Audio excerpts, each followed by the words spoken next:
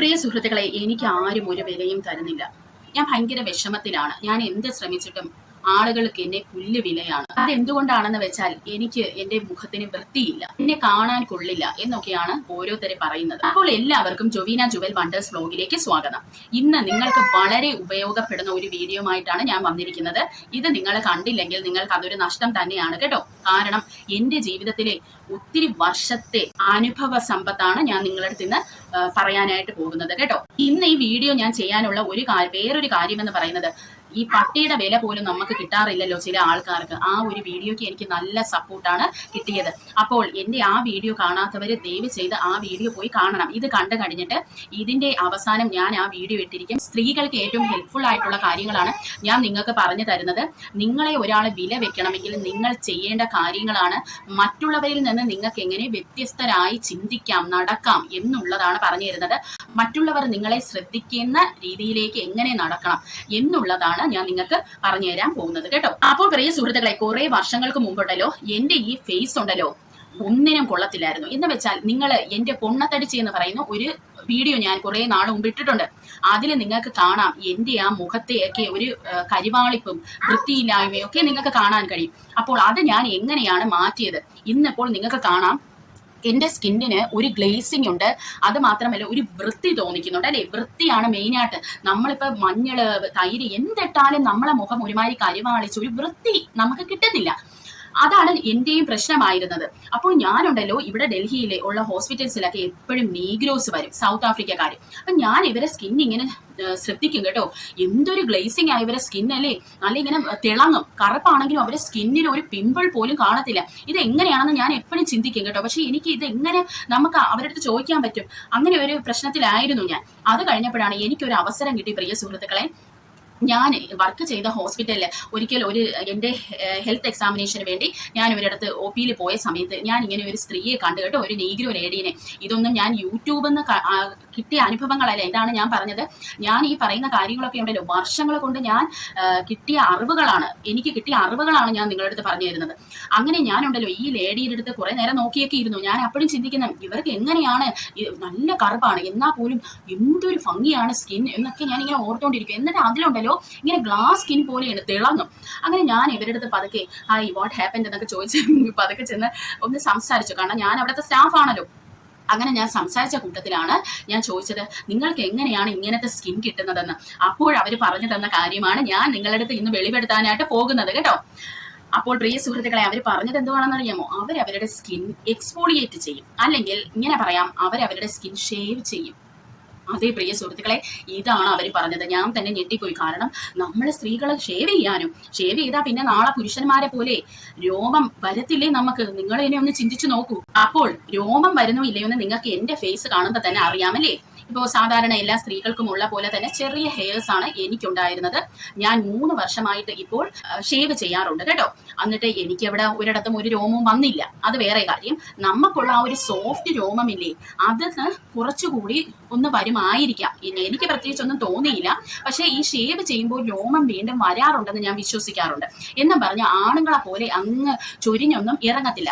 അങ്ങനെ ഇറങ്ങുന്നത് hormonal imbalance ഉള്ള സ്ത്രീകളിൽ ചിലപ്പോൾ അങ്ങനെ വരാറുണ്ട്. അതേ പ്രിയ സുഹൃത്തുക്കളെ, നമ്മളെ നാട്ടിലെ ഈ ചന്തയിലൊക്കെ പോയി എല്ലാ പണിയും ചെയ്ത് നടക്കുന്ന വീട്ടമ്മമാരെയും അല്ലെങ്കിൽ ഒരു 35 വയസ്സ് കഴിഞ്ഞിട്ടുള്ള സ്ത്രീകളെയൊക്കെ ചിലവരെ നമുക്ക് ശ്രദ്ധിച്ചാൽ അറിയാം. അവരെ ഒത്തിരി കാര്യങ്ങൾ അവരെ ഫേസ് ചെയ്യാറുണ്ട്. പക്ഷെ അവർക്ക് ആ ഒരു ക്ലെൻലിനെസ് അല്ലെങ്കിൽ ഒരു വൃത്തി പോലെ ഫേസ് തോന്നിക്കാറില്ല അല്ലേ. ഇതായിരുന്നു എന്റെ പ്രശ്നം. ഇടയ്ക്ക് ഈ മൂഡ് സിങ്സ് ഒക്കെ വരുമ്പോൾ ഞാൻ ഇതൊന്നും ചെയ്യൂല. അന്നേരം വീണ്ടും കാളം കുള്ളനാവും. എങ്കിൽ പോലും എന്റെ സ്കിൻ ഇപ്പോൾ നിങ്ങൾക്ക് അറിയാമല്ലേ, നിങ്ങളെ ഞാൻ കാണിച്ചു. നല്ല ഒരു വൃത്തി എന്ന് തോന്നിക്കുന്നത് ഞാൻ ഇത് ചെയ്തതിന് ശേഷമാണ്. അപ്പോൾ നമ്മൾ ഷേവ് ചെയ്യുമ്പോൾ ശ്രദ്ധിക്കേണ്ട കുറച്ച് കാര്യങ്ങളാണ് ഞാൻ നിങ്ങൾക്ക് പറഞ്ഞു തരാൻ പോകുന്നത്. അതായത് ഞാനിപ്പോൾ വെളിയിൽ നിന്നൊന്നും ഒരു സാധനവും വാങ്ങാറില്ല. നമ്മൾക്ക് ഈ ആമസോണിലൊക്കെ കിട്ടുമല്ലേ സ്ത്രീകൾക്ക് ഷേവ് ചെയ്യാനെന്ന് പറഞ്ഞ് പ്രത്യേക ഒരു സാധനം. ഏതൊക്കെ ബ്ലേഡ് ഉപയോഗിച്ചാലും നമ്മൾ ഷേവ് അല്ലേ പ്രിയ സുഹൃത്തുക്കളെ ചെയ്യുന്നത്.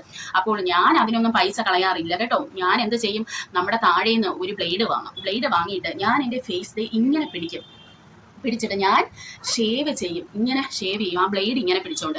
ചിലപ്പോൾ 1-2 മാർക്കൊക്കെ അവിടെ വരും. 2-3 ദിവസം കഴിയുമ്പോൾ അതങ്ങ് പോവും കേട്ടോ. അല്ലെങ്കിൽ നിങ്ങളുടെ ഹസ്ബൻഡിന്റെ തന്നെ ഷേവിംഗ് സെറ്റ് എടുത്ത് വെച്ച് നിങ്ങൾക്ക് ഷേവ് ചെയ്യാം. അപ്പോൾ നിങ്ങളിപ്പോൾ വിചാരിക്കുന്നത് അയ്യോ ഞാൻ ഇങ്ങനെ ഷേവ് ചെയ്യുന്നത് അയ്യേ നാണക്കേടല്ലേ. പ്രിയ സുഹൃത്തുക്കളെ, ഇത് നിങ്ങളെ സ്കിന്നിനെ ഹെൽത്തി ആയിട്ട് വെക്കും. അതാണ് ഞാൻ നിങ്ങളുടെ അടുത്ത് പറയുന്നത്. ഞാൻ തന്നെ ആദ്യം ഒന്ന് പരീക്ഷിച്ചിട്ടാണ് പിന്നെ അത് കണ്ടിന്യൂ ചെയ്തത്. കാരണം എനിക്കും പേടിയുണ്ടായിരുന്നു കേട്ടോ. നിങ്ങൾ നോക്കൂ, എനിക്ക് ഇപ്പോൾ എത്ര 37 1986 എൻ്റെ ജനനം. അത്രയും ഏജാണ് എനിക്കുള്ളത്. പക്ഷെ നിങ്ങൾ എൻ്റെ സ്കിൻ നോക്കൂ, സ്കിന്നും നല്ലോണമല്ലേ പ്രിയ സുഹൃത്തുക്കളെ ഇരിക്കുന്നത്. അതിനുശേഷമാണ് എൻ്റെ സ്കിൻ നല്ലതായത്. അതുകൊണ്ട് ഞാൻ നിങ്ങളുടെ അടുത്ത് ഒരു ക്രീമോ വല്ലോ ഇടാനല്ലല്ലോ പറയുന്നത്. നിങ്ങൾ ചെയ്തു നോക്കൂ, നിങ്ങൾക്ക് ഉപയോഗം വന്നാൽ നിങ്ങൾ കണ്ടിന്യൂ ചെയ്യും. അപ്പോൾ നമ്മൾ ഈ ഷേവ് ചെയ്യുമ്പോൾ ഉണ്ടല്ലോ, നമ്മുടെ സ്കിൻ 1% കൂടി വൈറ്റ് ആവുകയാണ് ചെയ്യുന്നത്. എന്ന് വെച്ചാൽ കുറച്ചുകൂടെ സ്കിൻ ലൈറ്റനിങ് അവിടെ കിട്ടും. കാരണം ഈ കറുത്ത രോമകൂപങ്ങൾ പോകുമ്പോൾ തന്നെ സ്കിൻ അങ്ങ് നല്ല ഒരു ഗ്ലേസിങ്ങും ഒരു നിറം ഒത്തി കൂടുതൽ കാണിക്കും. അത് മാത്രമല്ല കുറേ അഴുക്കുണ്ട്. നമ്മൾ പോലും വിചാരിക്കില്ല ഇത്രയും അഴുക്കും നമ്മുടെ മുഖത്തെന്ന്. അത്രയ്ക്ക് അഴുക്കാണ് നമ്മൾ അതിൻ്റെ കൂട്ടത്തിൽ ഇനി വരുന്നത്. അത് മാത്രമല്ല നമ്മൾ ഷേവ് ചെയ്യുമ്പോൾ എപ്പോഴും എണ്ണ തേച്ചിട്ട് വേണം നമ്മൾ ഷേവ് ചെയ്യാൻ. അപ്പോൾ ഞാൻ ചെയ്യുന്നത് ഇങ്ങനെ പിടിക്കും, ഇവിടെ ഇങ്ങനെ പിടിച്ചിട്ട് ഇങ്ങനെ ചെയ്യും. ഭയങ്കരമായിട്ട് ഞാനൊന്നും ശ്രദ്ധിക്കാറൊന്നുമില്ല കേട്ടോ. ഇങ്ങനെ ഒന്ന് വലിച്ചു പിടിക്കണമെന്നൊക്കെ ഈ യൂട്യൂബിലൊക്കെ ഞാൻ കണ്ടിട്ടുണ്ട്. അതൊക്കെ വെച്ചിട്ടാണ്. പിന്നെ ഇവിടെയൊക്കെ ഞാൻ സാധാരണ പോലെ ചെയ്യും. ഷേവ് ചെയ്യുമ്പോൾ നിങ്ങൾ ശ്രദ്ധിക്കേണ്ട വേറൊരു കാര്യം പറഞ്ഞുതരാം. അതായത് നിങ്ങളുടെ മീശയില്ലേ, ഇവിടത്തെ മുടിയും ഈ കൃതാവും ഷേവ് ചെയ്യുന്നതിന് മുമ്പ് നിങ്ങളൊന്ന് ശ്രദ്ധിക്കണം. സുഹൃത്തുക്കളെ ഭയങ്കര ചൂടാണ്, ഞാനൊന്ന് ഫാൻ ഇടുവാണ്, ചെറിയ സൗണ്ട് കാണും കേട്ടോ, നിങ്ങളൊന്ന് ക്ഷമിക്കണം. ഒരു കാര്യം ചെയ്യണം, ഈ കൃതാവും ചുണ്ടിന്റെ മുകളിലുമുള്ള രോമം കളയുന്നതിന് മുമ്പ് നിങ്ങളൊന്ന് ആലോചിക്കണം. കാരണം കൃതാവ് എന്ന് പറയുന്നത് നമുക്ക് നാച്ചുറൽ ബ്യൂട്ടി തരുന്ന ഒരു കാര്യമാണ്. ഇപ്പോഴത്തെ എല്ലാ സ്ത്രീകളെയും എടുത്തു വെച്ച് നോക്കിയാൽ, അതായത് എല്ലാവരെയും എന്ന് പറഞ്ഞാൽ ഞാൻ എല്ലാവരെയും അല്ല പറയുന്നത്, നമ്മളെ ഈ ബ്യൂട്ടിയുമായി ബന്ധപ്പെട്ടിരിക്കുന്ന നടിമാരെ അവരെവരെയൊക്കെ നമ്മൾ എടുത്തു വെച്ച് നോക്കിയാൽ നമുക്കറിയാം അവർ ഇവിടെ ഇങ്ങനെ ഷേവ് ചെയ്തിട്ട് ഇവരുടെ ആ ഒരു കൃതാവ് അവർ കളയാണ് ചെയ്യുന്നത്. അപ്പോൾ ഈ വണ്ണമുള്ള ആൾക്കാർ ഷേവ് ചെയ്താലുള്ള പ്രത്യേകത എന്ന് പറഞ്ഞാൽ അവരുടെ വണ്ണം കൂടുതൽ ഇവിടെ ചീർത്തിരിക്കും. എന്നാൽ ഈ നമുക്ക് കുറച്ച് രോമകൂപങ്ങൾ ഇവിടെ ഉണ്ടെങ്കിലുണ്ടല്ലോ കുറച്ചൊരു ഒട്ടല് നമുക്ക് ഫീൽ ചെയ്യും കേട്ടോ. അപ്പോൾ നിങ്ങൾക്ക് ഞാൻ ഇവിടെ കാവ്യമാധവന്റെ 2 ഫോട്ടോസ് കാണിക്കാം. ഒന്ന് കൃതാവുള്ളതും ഒന്ന് വണ്ണം വെച്ചിരുന്നപ്പോൾ കാവ്യമാധവൻ ഇവിടത്തെ രോമം കളഞ്ഞിരിക്കുന്ന ഒരു ഫോട്ടോയും കേട്ടോ. അപ്പോൾ അങ്ങനെ ഒരു പ്രശ്നം വരും. അത് മാത്രമല്ല നിങ്ങൾ നോക്കണം, നിങ്ങൾക്ക് കൃതാവ് ഉള്ളതാണോ നല്ലത്, കൃതാവ് ഇല്ലാത്തതാണോ നല്ലതെന്നുള്ളത്. അപ്പോൾ അതിനനുസരിച്ച് വേണം നിങ്ങൾ ഷേവ് ചെയ്ത് നിങ്ങളുടെ ഈ രോമങ്ങളൊക്കെ കളയാൻ. അപ്പോൾ ഇങ്ങനെയൊക്കെ ചെയ്താലേ നമ്മൾ മറ്റുള്ളവരിൽ നിന്ന് വ്യത്യസ്തരാകും. അല്ലാതെ ഒരാൾ ചെയ്യുന്നത് അതുപടി കോപ്പി അടിച്ചാൽ നമ്മൾ ഒരു വ്യത്യസ്തതയും നമുക്ക് അവിടെ വരുന്നില്ല. ചുണ്ടിന്റെ മുകളിൽ രോമമുള്ള ആൾക്കാരാണെങ്കിൽ നിങ്ങൾ അത് ഷേവ് ചെയ്യരുത്. കാരണം എന്ന് പറയുന്നത് ഇവിടെ ഈ ചുണ്ടുണ്ടല്ലോ എടുത്തറിയും. എന്നിട്ട് ഒരുമാതിരി ആണുങ്ങളുടെ ചുണ്ട് പോലെ നമുക്ക് ഫീൽ ചെയ്യും. ഈ ആണുങ്ങളെ ഷേവ് ചെയ്തിട്ട് ഈ മീശയുള്ളവർ ഷേവ് ചെയ്തിട്ട് വന്നിട്ട് നിൽക്കുമ്പോൾ ഉള്ള ഒരു ഫീലാണ് അതിന് കിട്ടുന്നത്. അതുകൊണ്ട് നിങ്ങൾ അവിടുത്തെ രോമം എടുത്ത് കളയല്. അതുപോലെ തന്നെ ഈ സൈഡിൽ ചിലവർക്ക് കൂടുതൽ രോമം കാണും. അപ്പോൾ അതൊന്നും നിങ്ങൾ എടുത്ത് കളയല്. ആദ്യം ഒന്ന് എടുത്ത് നോക്കണം. കാരണം ഈ രോമം കൂടുതലുള്ള സ്ഥലത്തെ രോമം നമ്മൾ എടുക്കുമ്പോൾ, എസ്പെഷ്യലി ചുണ്ടിന്റെ മുകളിൽ എടുക്കുമ്പോൾ അവിടെ ഭയങ്കരമായി വെള്ള കളറിൽ കാണിക്കും. എനിക്ക് അങ്ങനെ പണി കിട്ടിയതാണ് കേട്ടോ. അതുകൊണ്ട് ഞാൻ അങ്ങനെ എടുക്കാറില്ല. അപ്പൊ നിങ്ങൾ എടുത്ത് നോക്കണം. എന്നിട്ട് വേണം. നല്ല വ്യത്യാസമാണ് സ്കിന്നിന് വരുന്നത്. അത് പറയാതിരിക്കാൻ പറ്റത്തില്ല പ്രിയ സുഹൃത്തുക്കളെ. ഞാൻ സത്യമാണ് നിങ്ങളടുത്ത് പറയുന്നത്. കൃതാവ് നിങ്ങളത് മറക്കല്ലേ. നിങ്ങളുടെ കൃതാവ് നിങ്ങളെ യുണീക്കായിട്ട് വെക്കും. പ്രിയ സുഹൃത്തുക്കളെ, അടുത്തതെന്ന് പറയുന്നത് നമ്മുടെ പിരികമാണ് അല്ലേ. പിരികം എന്ന് പറയുമ്പോൾ മറ്റുള്ളവരെ പോലെ നമ്മളെല്ലാം എന്താണ് ചെയ്യുന്നത്, ബ്യൂട്ടി പാർലറിൽ പോകും. ഞാൻ പോകാറില്ല കേട്ടോ. പിരികം ബ്യൂട്ടി പാർലറിൽ പോയി ഞാൻ നഴ്സിംഗ് പഠിക്കുന്ന സമയത്താണ് ലാസ്റ്റ് പിരികം ഞാൻ ബ്യൂട്ടി പാർലറിൽ പോയി പ്ലക്ക് ചെയ്യുന്നത്. അത് 1-2 വട്ടം മാത്രം. എനിക്ക് അതിൻ്റെ വേദന സഹിക്കാനേ കഴിഞ്ഞില്ല. അപ്പോൾ എനിക്ക് എടുത്തിട്ടും എനിക്ക് അതൊരു സാറ്റിസ്ഫാക്ഷൻ കിട്ടിയില്ല എന്നുള്ളതാണ് സത്യം. കാരണം എനിക്കതൊരു ആർട്ടിഫിഷ്യാലിറ്റി പോലെ ഫീൽ ചെയ്തത് കൊണ്ടാണ് കേട്ടോ. അപ്പോൾ എൻ്റെ ബ്യൂട്ടി സങ്കല്പങ്ങളാണ് ഇതൊക്കെ. അപ്പോൾ എനിക്ക് എപ്പോഴും വേണ്ടത് എൻ്റെ പിരികത്തിന് ഒരു നാച്ചുറാലിറ്റി വേണം എൻ്റെ പിരികത്തിന്. അപ്പോൾ ഞാൻ ചെയ്യുന്നതെന്ന് പറയുന്നത് എൻ്റെ പിരികം ഞാൻ പ്ലക്കർ ഉപയോഗിച്ച് പ്ലക്ക് ചെയ്യും ഈ അടിഭാഗമൊക്കെ. എന്നിട്ട് ബ്ലേഡ് വെച്ച് ജസ്റ്റ് ഇപ്പം നിങ്ങൾക്ക് കാണാം, ബ്ലേഡ് വെച്ച് ഞാൻ എടുക്കുകയാണ്.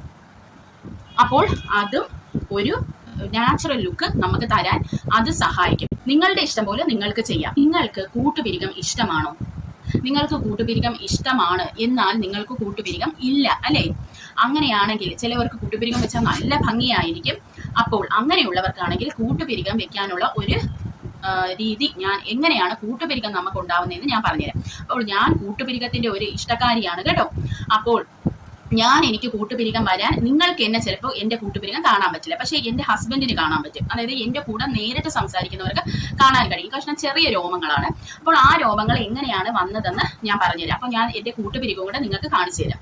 അപ്പോൾ ഞാൻ നിങ്ങൾക്ക് എൻ്റെ കൂട്ടുപിരികം കാണിച്ചു തരാം. അപ്പോൾ പ്രിയ സുഹൃത്തുക്കളെ, നിങ്ങൾക്ക് ഇവിടെ കാണാം എനിക്ക് കൂട്ടുപിരികം ഉള്ളത് കേട്ടോ. അപ്പോൾ ഞാൻ ഈ കൂട്ടുപിരികം എങ്ങനെയാണ് ഉണ്ടാക്കിയതെന്ന് നിങ്ങൾക്ക് പറഞ്ഞുതരാം. അതായത് ഞാൻ ബ്ലേഡ് എടുത്ത് വെച്ച് ഇങ്ങനെ ഷേവ് ചെയ്യും കേട്ടോ. ഷേവ് ചെയ്തു. എനിക്ക് അവിടെ ഒരു രോമം ഇല്ലാതിരുന്ന ഒരു വ്യക്തിയായിരുന്നു ഞാനിങ്ങനെ ഷേവ് ചെയ്യും, കുറച്ച് കിളുത്ത് വന്നു, അത് കഴിഞ്ഞ് വീണ്ടും ഷേവ് ചെയ്യും, വീണ്ടും കിളുത്ത് വന്നു, ഞാൻ ഷേവ് ചെയ്തുകൊണ്ടേയിരിക്കും. ഇടയ്ക്ക് ഇങ്ങനെ കൂട്ടുപിരികം. അപ്പൊ ഇപ്പൊ വന്ന് എനിക്ക് വിസിബിൾ ആയിട്ടുള്ള ഒരു കൂട്ടുപിരികം വന്നു. മനസ്സിലായോ? അപ്പോൾ ചില ആൾക്കാർ പറയും നമ്മൾ ഷേവ് ചെയ്താൽ രോമം വരില്ല. അപ്പൊ ഞാൻ പറഞ്ഞ അതാണ്, ഈ ഫേസിലേക്ക് ചെറിയ രോമങ്ങളാണ്. ആണുങ്ങളെ പോലെയൊന്നും ഒരിക്കലും നമുക്ക് കാട് കയറിയൊന്നും രോമം വരത്തില്ല ഫേസ് ഇപ്പൊ ഷേവ് ചെയ്തെന്നും പറഞ്ഞ്. അതുപോലെ തന്നെയാണ് ഈ കൂട്ടുപിരികവും. എനിക്ക് ഒരിക്കലും അത് ഭയങ്കരമായിട്ട് കാട് കണക്ക് വളർന്നോ ഇല്ല ഒരാളാണെങ്കിൽ. അപ്പോൾ ഈ കൂട്ടുപിരികം എന്നൊക്കെ പറയുമ്പോൾ നമ്മളെ യുണീക്കായിട്ട് മറ്റുള്ളവരുടെ മുന്നിൽ വെക്കുന്ന കുറച്ച് കാര്യങ്ങളാണ് കേട്ടോ. അതുകൊണ്ടാണ് അത് ഞാൻ പറഞ്ഞു തന്നത്. ഇനി അടുത്തതെന്ന് പറയുന്നത് നമ്മള് പിരികം എഴുതും കേട്ടോ. അപ്പൊ പിരികം എഴുതിയിട്ട് ഇപ്പൊ ഞാൻ തന്നെ വീഡിയോ എടുക്കുന്ന സമയത്ത് ചിലപ്പോൾ പിരികം എഴുതാറുണ്ട്. ഞാൻ പിരികം എഴുതാത്ത ഒരാളാണ്. കാരണം എന്റെ പിരികത്തിന് കറുപ്പുള്ളതാണ്. അത് ഇപ്പൊ നിങ്ങൾക്ക് കാണാം, ഈ കറുപ്പ് എനിക്കുള്ളതാണ്. ഞാൻ ഒരു കരിയോ ഒന്നും ഇതില് ഉപയോഗിച്ചിട്ടില്ല. നോക്കൂ, ഒന്നുമില്ല എന്റെ പിരികത്ത്. ഇത് എനിക്ക് നാച്ചുറൽ ആയിട്ടുള്ളതാണ്. ഇതൊന്നും കറുപ്പും രോമവും എനിക്കുണ്ടായിരുന്നു. ഇപ്പൊ ഞാൻ ഇതിന്റെ പെൻസിൽ ഇടയ്ക്ക് വെച്ച് ഉപയോഗിക്കാൻ തുടങ്ങിയപ്പോൾ രോമം പൊഴിയുന്നുണ്ട് കേട്ടോ. ഇനി എനിക്ക് വീട്ടിലത്തേക്ക് കരി ഉണ്ടാക്കണം. മടിച്ചിങ്ങനെ ഇരിക്കുവാണ് ഉണ്ടാക്കാതെ. അപ്പോൾ ഈ പിരികം നമുക്ക് നാച്ചുറൽ ആയിട്ട്, അപ്പൊ നമ്മളിപ്പോ ഒരു ഫംഗ്ഷൻ വരുമ്പോൾ നമ്മൾ എന്താ ചെയ്യുന്നത്? നമ്മള് പിരികം എഴുതും അല്ലെ, എഴുതിയിട്ടാണ് പോണത്. അപ്പൊ നമുക്ക് അത് വിസിബിൾ ആണ് പിരികം നമ്മൾ എഴുതിയിട്ടുണ്ടെന്ന്. എന്നാൽ നമുക്ക് എപ്പോഴും നമുക്ക് കറുത്ത പിരികം തന്നെ ഇങ്ങനെ വേണം. അതായത് നമ്മളെ പിരികം എടുത്ത് ഹൈലൈറ്റ് ചെയ്ത് അറിയണമെങ്കിൽ നമ്മൾ രാത്രി ഉണ്ടല്ലോ ഉണ്ടാക്കിയ കരി ഇട്ടിട്ട് നമ്മൾ കിടക്കണം. രാവിലെ നമ്മൾ എണ്ണ തേച്ചിട്ട് അത് കെമിക്കൽ അല്ലാത്ത നമ്മുടെ പയറുപൊടിയോ കടലമാവോ ഇട്ട് അത് കഴുകി കളയണം. കഴുകി കളഞ്ഞാൽ ആ നാച്ചുറൽ ആയിട്ടുള്ള കറുപ്പ് നിങ്ങളുടെ പിരികത്ത് എപ്പോഴും കാണും. ഞാൻ അങ്ങനെയാണ് ചെയ്യുന്നത്. ഞാൻ ഇപ്പൊ എൻ്റെ കരിയില്ല, ഞാൻ രാത്രി എന്നും എഴുതിയിട്ട് കിടക്കും. രാവിലെ എഴുന്നേറ്റ് മുഖം കഴുകിയാലും എനിക്ക് ആ നാച്ചുറൽ കറുപ്പ്, ഇതൊന്നും കറുപ്പ്, അതായത് ഇപ്പൊ എനിക്ക് കരിയില്ല, പക്ഷെ ഇതൊന്നും കറുപ്പോട് കൂടി എൻ്റെ പിരികം നാച്ചുറലിയാണ് കാണുന്നത്. അപ്പോൾ ഇതെല്ലാം നിങ്ങളെ വ്യത്യസ്തമായി വെക്കാനായിട്ട് നിങ്ങളെ സഹായിക്കുന്ന കാര്യങ്ങളാണ് ഞാൻ പറഞ്ഞു തരുന്നത്. ഇനിയെന്ന് പറഞ്ഞാൽ ചുരിദാറാണ്. അപ്പോൾ എൻ്റെ ആദ്യത്തെ വീഡിയോയിൽ ഞാൻ പറഞ്ഞായിരുന്നു, ഇതുമായി ബന്ധപ്പെട്ടിട്ട് വീഡിയോയിൽ ഞാൻ പറഞ്ഞിട്ടുണ്ടായിരുന്നു, എന്നെ പഴയ എൻ്റെ ജൂനിയേഴ്സ് കണ്ടപ്പോൾ ചേച്ചി എന്ത് നല്ലോണമായിരുന്നു ചേച്ചിയുടെ ശരീരമൊക്കെ ഇരുന്നത്, ഇപ്പോൾ എന്താ ഇങ്ങനെ ആയിപ്പോയതെന്നൊക്കെ ചോദിച്ച സമയത്ത് അവരൊരു കാര്യം കൂടെ പറഞ്ഞു, ചേച്ചി പണ്ടിടുന്ന ഡ്രസ്സുകൾ ചുരിദാറുകളൊക്കെ ഞങ്ങൾക്ക് ഇഷ്ടമായിരുന്നു, നല്ലോണം അടിച്ച് ശരീരത്തിന് ഇണങ്ങുന്ന രീതിയിലാണ് ഇട്ടുകൊണ്ട് നടന്നത്. അപ്പോൾ അത് അവർ ഓർത്ത് വെക്കാനുള്ള കാരണമുണ്ട്. കാരണം എനിക്ക് എന്താണെന്ന് പറഞ്ഞുകൂടെ, ഇത് അഹങ്കാരമാണോ എന്നാന്നറിയത്തില്ല. എനിക്ക് പണ്ട് ചുരിദാർ തയ്ക്കുമ്പോഴുണ്ടല്ലോ പ്രിയ സുഹൃത്തുക്കളെ, നഴ്സിംഗ് പഠിക്കുന്ന സമയത്താണ് ഞാൻ അവിടെ ഒരു തയ്യക്കാരിയുണ്ട്. അപ്പോൾ ഞാൻ ഈ റെഡിമെയ്ഡ് ഒന്നും വാങ്ങത്തില്ല. ഞാൻ തുണി എടുത്തിട്ട് ഞാൻ എൻ്റെ സ്റ്റൈലാണ് അവിടെ പറഞ്ഞു കൊടുക്കുന്നത്. പിന്നെ ആ തയ്യക്കാരിയും കൂടെ എന്നെ ഹെൽപ്പ് ചെയ്യും. അപ്പോൾ പല പല സ്റ്റൈലിലുള്ള അവിടെ കെട്ടുവരുന്നത്, ഇവിടെ വള്ളി വരുന്നത്, അങ്ങനെയുള്ള എൻ്റെതായ ഒരു സ്റ്റൈലാണ് ഞാൻ അവിടെ കൊണ്ടുവരുന്നത്. അല്ലാതെ ഞാൻ ഏതെങ്കിലും ഒരു നടി അല്ലെങ്കിൽ ആരെങ്കിലും ഇടുന്നതൊന്നുമല്ല ഞാൻ നോക്കുന്നത്. ഞാൻ എൻ്റെ യുണീക്നെസ് ആ ഒരു ഡ്രസ്സിൽ കൊണ്ടുവരാൻ ഞാൻ ശ്രമിക്കും. ഇപ്പോൾ നിങ്ങൾക്ക് അങ്ങനെ ഒരു സ്റ്റൈലോ അങ്ങനെയൊന്നും അറിയില്ലെന്ന് വെച്ചോ, എങ്ങനെ ചുരിദാറിൻ്റെ പാൻറ് എടുക്കണം, കളറൊന്നും നിങ്ങൾക്ക് സെൻസ് ഇല്ലാന്നുണ്ടെങ്കിൽ നിങ്ങൾക്ക് ഇതുപോലെയുള്ള മോഡൽസിൻ്റെ ഏതെങ്കിലും ഒരു ഫോട്ടോ എടുത്തിട്ട് അതിനനുസരിച്ചുള്ള കളേഴ്സ്, അതിനനുസരിച്ച് ചുരിദാറിൻ്റെ തുണി സെലക്ട് ചെയ്തിട്ട് അതുപോലെ നിങ്ങൾക്ക് തയ്പ്പിച്ചിടാം. മനസ്സിലായോ? അപ്പോൾ നിങ്ങൾ ഒരു 200 രൂപയുടെ ചുരിദാറിന്റെ തുണിയാണ് എടുക്കുന്നതെങ്കിൽ പോലും നിങ്ങൾ അത് 200-ൻ്റെതല്ലേ, എങ്ങനെയെങ്കിലും ചന്തയിൽ പോകാനായിട്ട് ഇട്ടാൽ മതിയല്ലോ എന്ന് ചിന്തിക്കാതെ നിങ്ങൾ ആ 200 രൂപയുടെ തുണിയും നല്ല അടിപൊളിയാക്കി ഡിസൈൻ ചെയ്ത് തന്നെ നിങ്ങൾ ഇടണം. അത് മാത്രമല്ല, വീട്ടമ്മമാർ ഇപ്പോൾ സാരിയും ബ്ലൗസും ഒക്കെ ഇടുന്നവരാണെങ്കിലും അതുപോലെ തന്നെ ബ്ലൗസിലൊക്കെ ഒരു പ്രത്യേകത, നിങ്ങളേതായ ഒരു പ്രത്യേകത കൊണ്ടുവരാൻ നിങ്ങൾ ശ്രമിക്കണം. അല്ലെങ്കിൽ ഏതെങ്കിലും നടിയോ പണ്ടത്തെ നടിമാരൊക്കെ ഇടുന്ന അവരുടെ ആ ബ്ലൗസിൽ എന്തെങ്കിലും ഒരു സീക്വൻസ് വർക്ക് ഉണ്ടോ, അതൊക്കെ നിങ്ങൾ ശ്രദ്ധിച്ചിട്ട് വേണം നിങ്ങൾ ഒരു ഡ്രസ്സ് തയ്ക്കാൻ. അപ്പോൾ നിങ്ങൾ മറ്റുള്ളവരെ കോപ്പി, അതായത് നിങ്ങളെ വീട്ടിനടുത്തുള്ളവരെയൊന്നും നിങ്ങൾ ദയവ് ചെയ്ത് കോപ്പി ചെയ്യരുത്. നിങ്ങൾ ഇങ്ങനെയുള്ള ആൾക്കാരെയൊക്കെ, അതായത് മോഡൽസിനെയൊക്കെ കോപ്പി ചെയ്യണം. സിനിമാ നടിമാരെ നിങ്ങൾക്കിപ്പോൾ സ്വന്തമായി പറ്റുമെങ്കിൽ നിങ്ങളുടെ തന്നെ ഡിസൈൻ കൊണ്ടുവരാൻ ശ്രമിക്കുക. ചുരിദാറിൽ ഷോൾ ഇടുന്നത്, ചിലവർ ഷോൾ ഇടാതെ നടക്കും, ചിലവർ ഷോൾ ഇട്ട് നടക്കും. അപ്പോൾ ഏതാണ് നിങ്ങൾക്ക് സ്യൂട്ടബിൾ ആയിട്ടുള്ളതെന്ന് വെച്ചാൽ അത് വെച്ച് വേണം നിങ്ങൾ നടക്കാൻ. ഇപ്പോൾ നിങ്ങൾ ഷോൾ ഇടുന്ന ഒരാളാണ് എന്നുണ്ടെങ്കിൽ ആ ഷോൾ എങ്ങനെയെങ്കിലും ഇങ്ങനെ ഇട്ടിട്ടല്ല നിങ്ങൾ പോകേണ്ടത് കേട്ടോ. നിങ്ങൾ എന്താണ് ചെയ്യേണ്ടതെന്ന് വെച്ചാൽ ആ ഷോള് നിങ്ങൾ നന്നായിട്ട് മടക്കി തേച്ച് പിൻ ചെയ്ത് വൺ സൈഡഡ് പ്ലീറ്റ് ആയിട്ട് ഇടണം. അല്ലെങ്കിൽ ഏതൊക്കെ രീതിയിൽ ഇപ്പോൾ പുതിയതായിട്ട് ഇറങ്ങിയിട്ടുണ്ടോ അതൊക്കെ നിങ്ങൾക്ക് ട്രൈ ചെയ്ത് നിങ്ങൾക്ക് ഇടാം. പക്ഷെ ആ ഷോള് എപ്പോഴും വൃത്തിയും വിനയും വേണം, തേച്ചിരിക്കണം. ഇപ്പോൾ ചുരിദാർ തേച്ചില്ലെങ്കിലും ഷോൾ അടിപൊളിയായിട്ട് ഇട്ടാൽ ഉണ്ടല്ലോ നമ്മുടെ ലുക്കേ അങ്ങ് മാറും. അപ്പോൾ പല സ്റ്റൈൽ, ഏത് സ്റ്റൈലാണോ നിങ്ങൾക്ക് പറ്റുന്നത് അത് നിങ്ങൾ തിരഞ്ഞെടുക്കുക. അടുത്തത് ഗോൾഡ് ഓർണമെന്റ്സ് ഒക്കെ കേട്ടോ പ്രിയ സുഹൃത്തുക്കളെ. അപ്പോൾ അത് ആയിരുന്നാലും നിങ്ങൾ എന്താ ചെയ്യുന്നത്, ഒരു ജുവലറിയിൽ പോകുന്നു, ഗോൾഡ് വാങ്ങിച്ചുകൊണ്ട് വരുന്നു, നിങ്ങൾ ഇടുന്നു. മോതിരം, വള, മാല, അല്ലെങ്കിൽ അപ്പുറത്ത് വീട്ടിലെ ചേച്ചി ഇട്ടിരിക്കുന്ന കണ്ട് ഇത് കൊള്ളാലോ എന്നാൽ ഇത് വാങ്ങാന്ന് പറഞ്ഞാണ് നിങ്ങൾ പോകുന്നത്. അപ്പോൾ നിങ്ങൾ അങ്ങനെ ചെയ്യരുത്. നിങ്ങൾ ഒരു ഗോൾഡ് ഉപയോഗിക്കുകയാണെങ്കിൽ അതിൽ നിങ്ങളുടേതായ ഡിസൈൻ കൊണ്ടുവരണം. അപ്പോൾ അപ്പുറത്തെ ചേച്ചി വന്ന് നിങ്ങളുടെ ഗോൾഡ് കണ്ടിട്ട് ഇത് കൊള്ളാലോടി, ഇപ്പൊ ചുരിദാറിന്റെ കാര്യം തന്നെ നമുക്ക് പറയാം, ഇത് കൊള്ളാലോടി, ഇതുപോലെ ഞാനും ഒന്ന് തയ്പ്പിക്കാന്ന് പറഞ്ഞാൽ അവരത് കോപ്പി അടിക്കും അല്ലേ. പക്ഷെ ഇവിടെ നമ്മൾ ചെയ്യേണ്ട വേറൊരു കാര്യം എന്ന് പറയുന്നത്, നിങ്ങളുടെ പേര്, ഹസ്ബൻഡിന്റെ പേര്, കുട്ടിയുടെ പേര്, അല്ലെങ്കിൽ തറവാട് പേര്, അല്ലെങ്കിൽ നിങ്ങളുമായി ബന്ധപ്പെട്ട് നിൽക്കുന്ന ഒരു സാധനം നിങ്ങൾ ആ ഒരു ഗോൾഡിലോ ഓർണമെന്റ്സിലോ കൊണ്ടുവരണം. ഇപ്പൊ ചുരിദാർ പോട്ടെ, അവർ ഇനിയിപ്പോ കോപ്പി അടിച്ചാൽ നമുക്കൊന്നും ചെയ്യാൻ പറ്റൂല.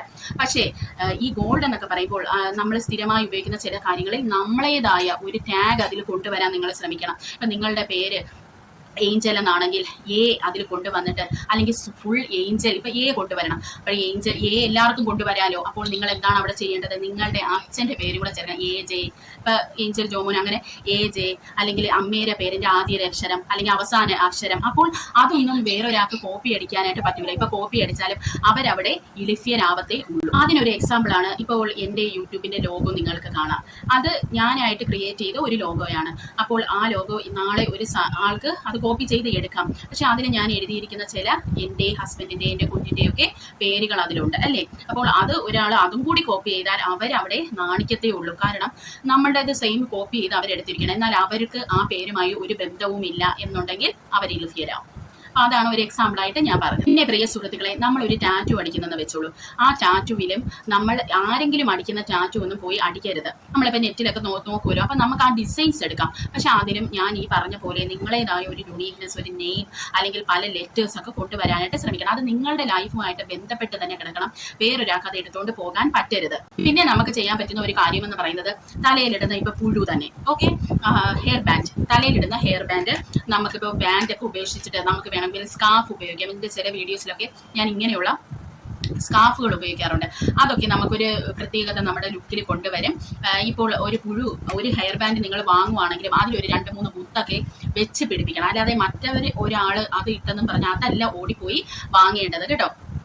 അതിൽ നിങ്ങൾ ഒരു പ്രത്യേകത കൊണ്ടുവരണം.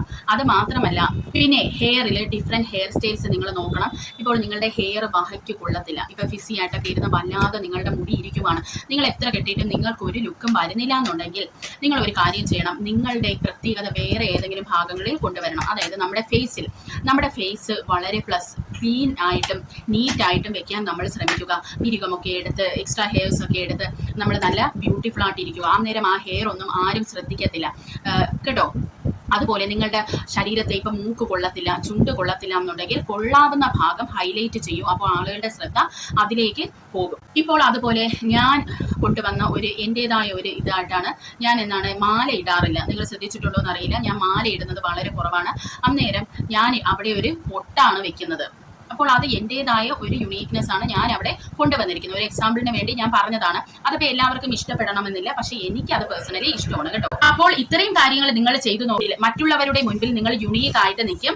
പിന്നെ ഏറ്റവും അവസാനമായിട്ട് പറയാനുള്ളത് പെർഫ്യൂംസ് ആണ് കേട്ടോ. പെർഫ്യൂംസ് നിങ്ങൾ ഇതൊന്നും ചെയ്തില്ലെങ്കിലും നല്ല ഒരു പെർഫ്യൂം അടിക്കുവാണെങ്കിൽ നിങ്ങൾ അടിപൊളിയായിട്ടിരിക്കും. അത് എൻ്റെ ഓണം ഷോപ്പിംഗ് ബ്ലോഗിൽ ഞാൻ 2 പെർഫ്യൂമുകളെ കുറിച്ച് ഞാൻ പറഞ്ഞിട്ടുണ്ട്. പിന്നെ ഒരു കാര്യം നിങ്ങൾ ഓർത്താൽ കൊള്ളാം, നമ്മുടെ സ്കിന്നും ഹെയറും നമ്മൾ മരിക്കുന്നവരെ കൊണ്ടുപോകേണ്ട സാധനങ്ങളാണ്. അതിനെ നിങ്ങൾ എടുത്തിട്ട് അമിതമായി പണിതാൽ അത് ഒരിക്കൽ നിങ്ങളോട് പിണങ്ങിപ്പോവും. അതിനെ പിന്നെ റിവേഴ്സ് ചെയ്തെടുക്കാൻ വലിയ പാടായിരിക്കും. ആ സ്കിന്നിന്റെ ആ ക്വാളിറ്റി, ഹെയറിന്റെ ക്വാളിറ്റി ഒന്നും നമുക്ക് റിവേഴ്സ് എടുക്കാൻ പറ്റാത്ത അവസ്ഥയിലോട്ട് പോകും. അതുകൊണ്ട് സൂക്ഷിച്ച് വേണം കാര്യങ്ങളൊക്കെ നിങ്ങൾ മുഖത്തും സ്കിന്നിനും ഒക്കെ ചെയ്യാനായിട്ട്. അതായത് ഞാൻ ഉദ്ദേശിക്കുന്നത് ഈ കെമിക്കൽസ്, സ്ട്രെയിറ്റനിങ്, അതുപോലത്തെ കാര്യങ്ങളാണ്. അപ്പോൾ ഇന്നലെ എൻ്റെ വീഡിയോയിൽ ഞാൻ കാണിച്ചിട്ടുണ്ട്, ഒരു കുട്ടി ബ്യൂട്ടി ബ്ലോഗറിനെ അതിൻ്റെ ഹെയർ ഡാമേജ് വന്നതിനെ പറ്റി ഞാനൊരു വീഡിയോ ചെയ്തിട്ടുണ്ട്. പിന്നെ പ്രിയ സുഹൃത്തുക്കളെ, നിങ്ങളുടെ ഹെയറും സ്കിന്നും ഒക്കെ നിങ്ങൾ ബ്യൂട്ടിഫുൾ ആക്കണമെന്നുണ്ടെങ്കിൽ നിങ്ങൾ ഡൽഹിയിലെ ആൾക്കാരെ പോലെ ചെയ്യൂ. നിങ്ങൾ ഫേസ് കവർ ചെയ്യൂ, അതുപോലെ ഹെയറും അതിൻ്റെ കൂടെ തന്നെ അങ്ങനെ കവർ ചെയ്യുമ്പോൾ തന്നെ നിങ്ങളുടെ ഹെയർ കവർ ചെയ്ത് വരും. അപ്പോൾ സൺലൈറ്റ് അടിക്കത്തില്ല. സൺലൈറ്റ് അടിക്കാതിരിക്കുമ്പോൾ നിങ്ങളുടെ ഹെയർ ഒക്കെ ഈ വേവി ഫിസി ഹെയർ ഒക്കെ ഉണ്ടല്ലോ, അങ്ങനെയൊന്നും വരത്തില്ല. അതൊക്കെ നല്ല ഹെൽത്തി ആയിട്ട് ഇരിക്കും. എന്നിട്ട് പുറത്ത് പോയി എത്തേണ്ട സ്ഥലത്തെത്തുമ്പോൾ ഇതെല്ലാം ഊരി മാറ്റാം. അപ്പോൾ അതൊക്കെ ഞാൻ ഇന്നലത്തെ വീഡിയോയിൽ പറഞ്ഞിട്ടുണ്ട് കേട്ടോ. ബ്യൂട്ടി ബ്ലോഗറിന്റെ വീഡിയോയിൽ ഞാൻ പറഞ്ഞിട്ടുണ്ട് ഡൽഹിയിലെ ആളുകൾ മൊത്തം കവർ ചെയ്ത് നടക്കുന്നതിനെയൊക്കെ പറ്റി. പിന്നെ അവസാനമായ ഒരു കാര്യം കൂടെ പറഞ്ഞോട്ടെ. പ്രിയ സുഹൃത്തുക്കളെ, നമ്മൾ കിട്ടുന്നത് ആരെയാണ്, അല്ലെങ്കിൽ നമ്മുടെ ലൈഫ് പാർട്ട്ണറായിട്ട് വരുന്നത് കേരളത്തിലുള്ള പുരുഷന്മാരാണ് അല്ലെ. കുറച്ച് ആൾക്കാർ മാത്രം വിദേശികളെ കിട്ടുന്നു. അപ്പോൾ അവരുടെ സൗന്ദര്യ സങ്കല്പം എന്നും സാധാരണ നമ്മുടെ നാടൻ അല്ലെങ്കിൽ നമ്മുടെ നാച്ചുറൽ ബ്യൂട്ടിയിലാണ് കേരളത്തിലെ ആണുങ്ങൾ കൂടുതലും വിശ്വസിക്കുന്നത്. അവരതാണ് ഇഷ്ടപ്പെടുന്നത്. വളരെ കുറച്ച് ആളുകൾ മാത്രമേ പാശ്ചാത്യ സ്റ്റൈലിലോട്ട് പോകുന്നുള്ളൂ.